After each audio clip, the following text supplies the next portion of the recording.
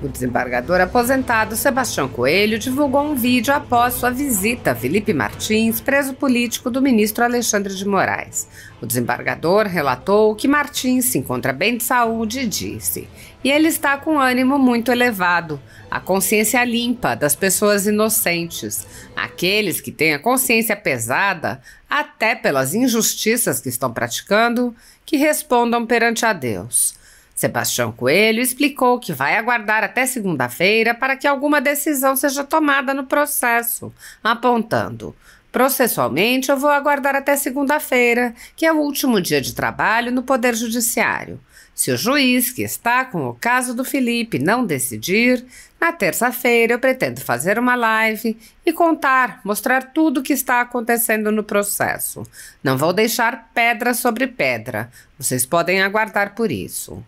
Felipe Martins foi preso sob a alegação de que teria viajado, juntamente com o ex-presidente ao exterior, e mesmo com inúmeras provas de que não viajou, além do fato de que viajar não é crime, segue preso, porque o ministro Alexandre de Moraes assim o quer. Em vídeo divulgado antes da visita, o desembargador Sebastião Coelho afirmou: "É certo que nós vamos reagir fortemente, não só nesse caso do Felipe, mas em outras situações do nosso país." Investigações seletivas estão comuns no país. No Supremo Tribunal Federal, o ministro Alexandre de Moraes conduz inquéritos sigilosos contra apoiadores do ex-presidente Jair Bolsonaro. Em um desses inquéritos, a sede da Folha Política foi invadida e todos os equipamentos do jornal foram apreendidos, após a Polícia Federal atestar que não havia motivos para qualquer indiciamento. O inquérito foi arquivado a pedido do Ministério Público, mas o ministro abriu outro inquérito de ofício e compartilhou os dados do inquérito arquivado. A renda do jornal está sendo confiscada, a mando do ministro Luiz Felipe Salomão, ex-corregedor do Tribunal Superior Eleitoral, em atitude que foi elogiada pelos ministros Luiz Roberto Barroso, Alexandre de Moraes e Edson Fachin. Toda a renda de mais de 20 meses de jornais, sites e canais conservadores está sendo retida sem qualquer base legal. Se você apoia o nosso trabalho e pode ajudar a Folha Política a continuar funcionando, doe qualquer valor à empresa Raposo Fernandes através do QR Code que está visível na tela ou através do código Pix ajude@folhapolitica.org.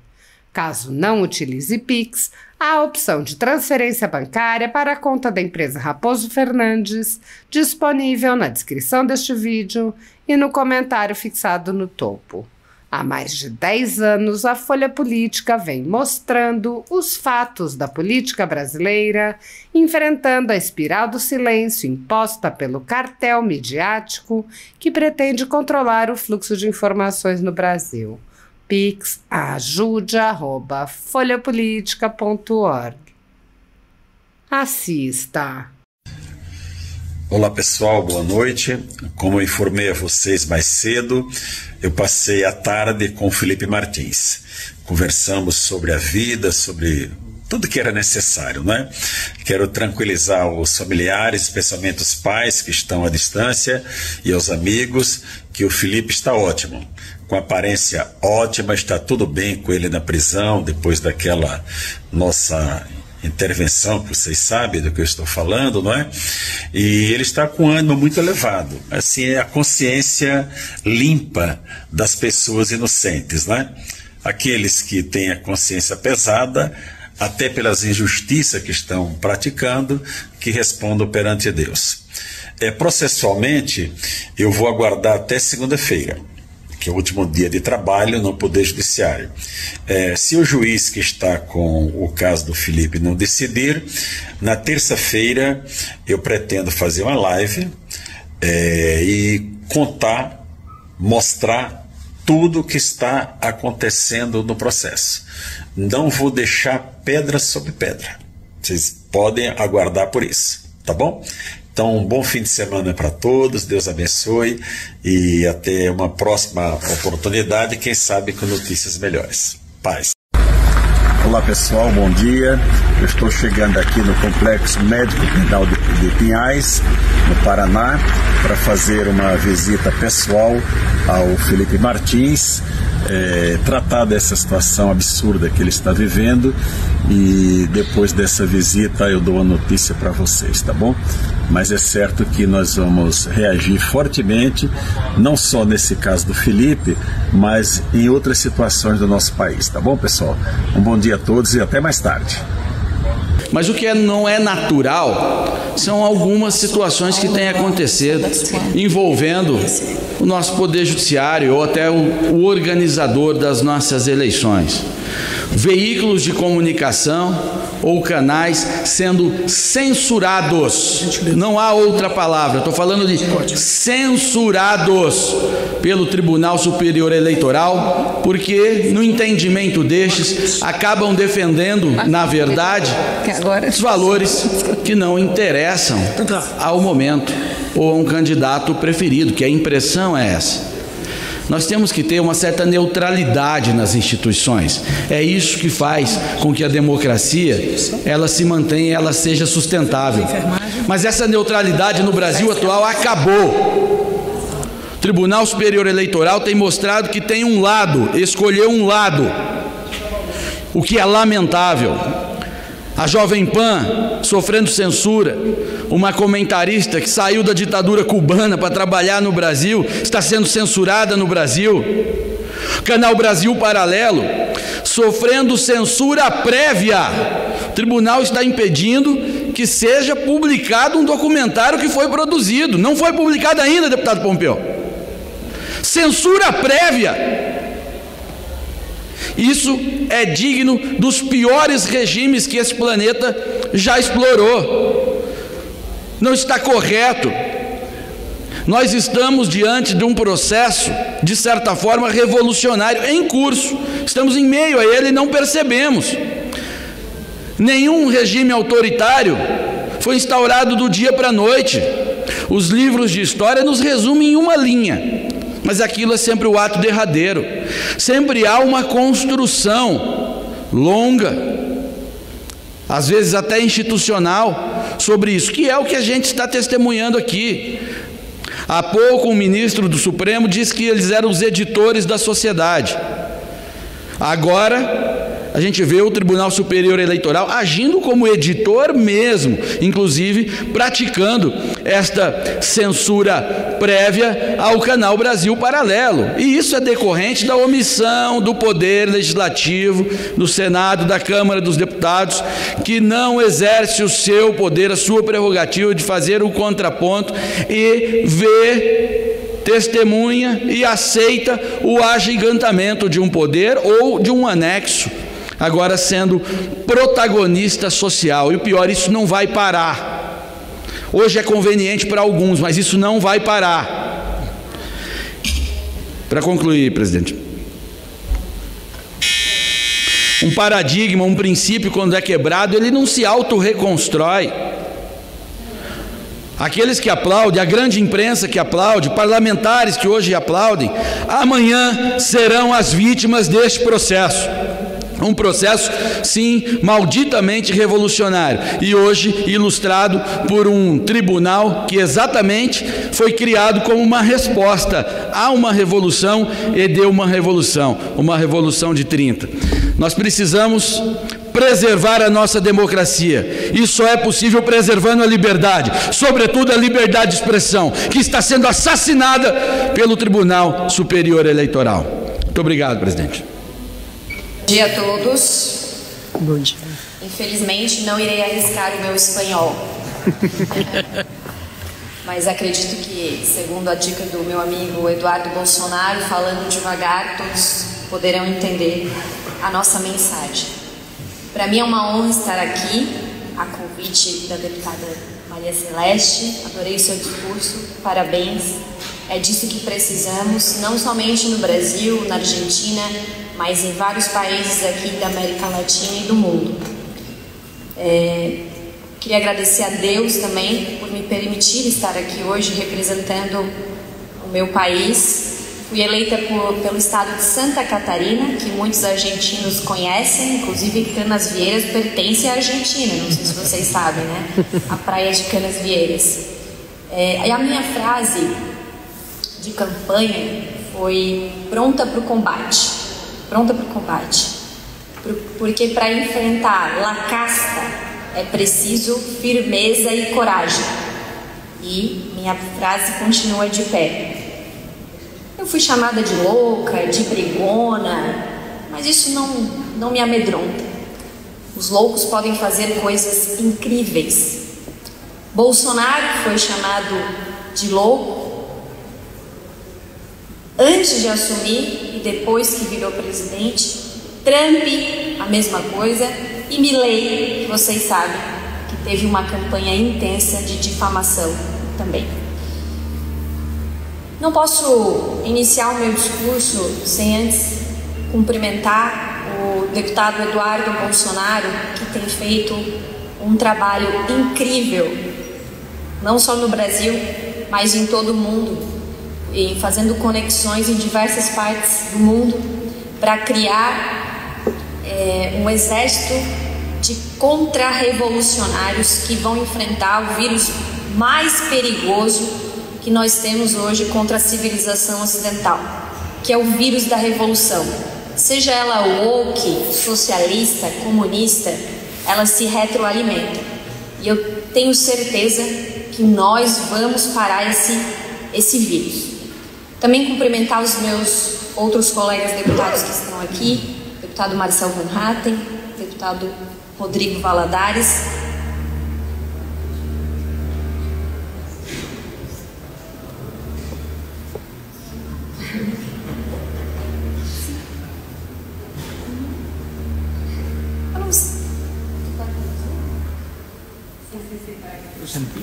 ¿Se entiende? La traducción. ¿Se entiende o no? Sí. Cumprimentar os meus outros amigos deputados que deixaram, hoje no Brasil é feriado nacional de Corpus Christi, para estarem aqui, que é para que a gente possa falar ao mundo o que acontece hoje no Brasil. Bom, falávamos do vírus da revolução, que está presente em todos os lares do Brasil. Ele ataca as famílias, ataca a iniciativa privada, ele ataca a educação e a capacidade de pensar do ser humano. Tudo em nome de um bem maior, a greater good, como estão fazendo hoje no Brasil. Dizem que defendem a democracia, atacando a democracia, aplicando vale tudo. Hoje no Brasil nós temos presos políticos. E eu tive a oportunidade de visitar, né, doutora Carol, de visitar mulheres na cadeia, presas em decorrência do 8 de janeiro. Mulheres que se preocupavam e me perguntavam, quando olhavam nos meus olhos, como que a sociedade vai nos enxergar? Porque essas mulheres não tinham nenhuma passagem pela polícia, nunca haviam cometido crimes, nada, e ficaram presas. E muitos ainda estão presos. Falei com a doutora Carol hoje ainda, existem até hoje 80 pessoas presas no Brasil em decorrência do dia 8 de janeiro. Sem o devido processo legal, num processo inconstitucional, num processo político, de perseguição a adversários políticos. E nós precisamos urgente da anistia para essas pessoas. É o assunto mais urgente que nós temos hoje. Porque não existe liberdade quando existem pessoas perseguidas por seus posicionamentos políticos. Ninguém aqui defende que se alguém cometeu algum crime, se quebrou alguma coisa, que pague por isso. Mas as penas que estão sendo aplicadas são maiores do que penas a traficantes, a criminosos, sem contar outras violações. Vocês sabiam que um adolescente de 15 anos, que supostamente está protegido pelo ECA, que é a legislação que protege crianças e adolescentes, sofreu punições que não deveria ter sofrido? Então, essas são violações graves de direitos humanos que estão acontecendo no Brasil nesse momento e o mundo precisa saber. O mundo precisa saber porque nós temos uma Constituição, nós temos uma lei e a lei não é Alexandre. Eu fui eleita para cumprir a lei e a Constituição. Diferente do momento que vive a Argentina hoje, mas que precisa de muita atenção, porque a esquerda se reorganiza, os socialistas se reorganizam e o vírus da revolução, mesmo quando nós conseguimos mudar a realidade, ele vai se infestando. Diferente da situação da Argentina, no Brasil hoje, la casta no tiene medo. Porque está no poder um presidente que foi descondenado, empresários que devolveram dinheiro foram tornados inocentes, ou seja, foi dada uma anistia a criminosos, enquanto pessoas inocentes hoje estão presas. Então, sem justiça não há democracia. O deputado Eduardo Bolsonaro trouxe um caso que aconteceu com ele, porque a todo momento hoje no Brasil se tenta criar o crime da fofoca, o crime da mentira, o crime da fake news. Mas quem vai decidir o que é fake news?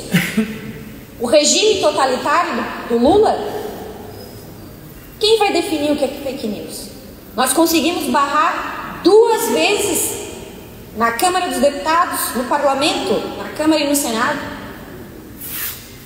a criação do crime de fake news, que seria perfeito para eles, para quem está no poder hoje, porque é um governo sem povo. Vocês podem observar, onde o presidente Bolsonaro passa, ele está rodeado de pessoas. E o Lula não consegue sair às ruas no Brasil. Aliás, ele tem passado mais tempo no exterior do que dentro do Brasil. Isso é incrível. La Casta só tem medo de uma coisa: do povo unido, do povo fortalecido. E é por isso que hoje a situação do Brasil é o objetivo número 1 de quem está no poder, é censurar, é acabar com a liberdade de expressão. E a liberdade de expressão é sim um direito humano. O que somos nós, na nossa individualidade, se nós não podemos falar o que pensamos? É o maior aprisionamento de um ser humano, é não ser permitido falar o que pensa. E é por isso que eu estou aqui hoje, no feriado nacional no meu país, falando em outro país. Porque o mundo precisa saber as atrocidades que estão acontecendo no nosso país. Mas nós vamos vencer essa batalha. Queria fazer uma breve retrospectiva aqui, se me permita, e lembrar que em 1990, a partir de um seminário promovido pelo PT, o Partido dos Trabalhadores, foi fundada uma organização internacional chamada Foro de São Paulo. Entre os partidos de esquerda da América Latina estavam figuras como o atual presidente Lula e o ditador Fidel Castro. Essa organização começou a eleger presidentes na América Latina, em nome da promoção da integração latino-americana. Tudo disfarce. Era para disseminação do socialismo aqui. O Foro de São Paulo foi denunciado pelo professor Olavo de Carvalho, que foi chamado também de louco, e reúne mais de 100 partidos e organizações de esquerda e tem sido fundamental na consolidação de regimes autoritários e na destruição das liberdades democráticas aqui na nossa região. Países da América Latina governados por presidentes de partidos membros do Foro hoje: México, Brasil, Bolívia, Chile, Colômbia, Venezuela, Cuba, Peru e Nicarágua. Mais um dado que eu quero citar aqui. Durante as eleições de 2022, a Justiça Eleitoral, o Tribunal Superior Eleitoral, nos proibiu de associar Lula a ditadores como Maduro e Daniel Ortega. Nos proibiu. Disse que era mentira, que era fake news. O que o Lula fez logo após ser eleito? Fez questão de enaltecer a amizade dele com Daniel Ortega e com Nicolás Maduro. Recebeu Nicolás Maduro em solo brasileiro, inclusive o segurança de Nicolás Maduro chegou a dar um tapa no peito de uma jornalista. Porque é assim que ditador trata a imprensa. Exato, o deputado Eduardo Bolsonaro teve que deletar um post da sua rede social sob pena de multa, entre outras coisas, talvez até inelegibilidade. Democracia. Eu não sei porque caiu. O vírus está derrubando meu microfone, o vírus da revolução. Outro assunto importante relacionado ao Foro de São Paulo é que o Foro, né, esses países que eu citei aqui, mantém relações estreitas com regimes avessos à democracia, como China, Irã, Cuba, Venezuela, além de apoiar governos conhecidos por suas violações aos direitos humanos e repressão política. Essas alianças fortalecem regimes antidemocráticos, minando a soberania e a liberdade na região. Recentemente, o Lula foi congratulado pela sua volta à presidência pelo grupo Hamas. E não é fake news. As alianças com esses países têm implicações profundas. E não é à toa que a nossa região, que o meu país está sofrendo tudo o que está sofrendo. Isso é um plano que eles desenharam há muitos anos e estão no final da sua implementação. Para citar aqui o livro de Plínio Correia de Oliveira, Revolução e Contra-Revolução, a culpa do momento, do estado de coisas que estamos hoje não é somente dos revolucionários, mas sim da turma do deixa disso, da turma que diz, vamos dialogar. Mas quando vamos olhar o diálogo, na verdade, são imposições ideológicas contra os princípios civilizatórios da propriedade, da liberdade, da livre iniciativa.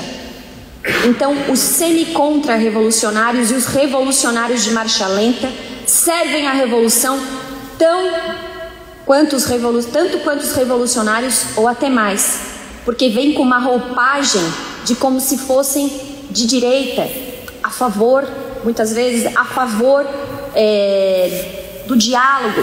Mas esse diálogo não tem feito bem à nossa civilização. Por muito tempo cedemos demais. Chegou o momento de nos posicionarmos. Ou então, a liberdade, não só no Brasil, na Argentina e em outros países, não teremos mais chance de viver em países livres e democráticos.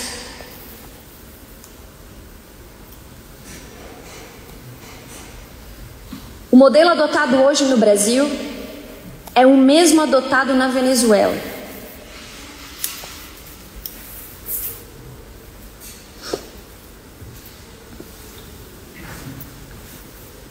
Hoje temos o judiciário